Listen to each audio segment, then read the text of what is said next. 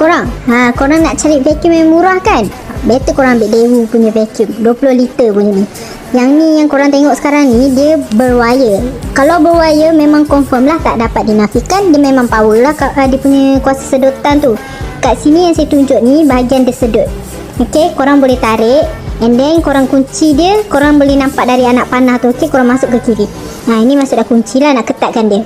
Dia punya power 1250 watt. Okay, paling best benda ni boleh wet and dry. Korang boleh sedut benda basah, korang juga boleh sedut benda kering. Kat atas yang saya tunjuk ni, dia punya blower. Tengok, blower pun ada. Mana dah dapat?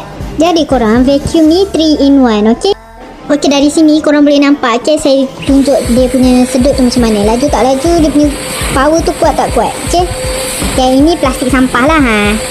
Nak tunjuk kat korang berapa cepatnya benda ni menyedut. Nampak?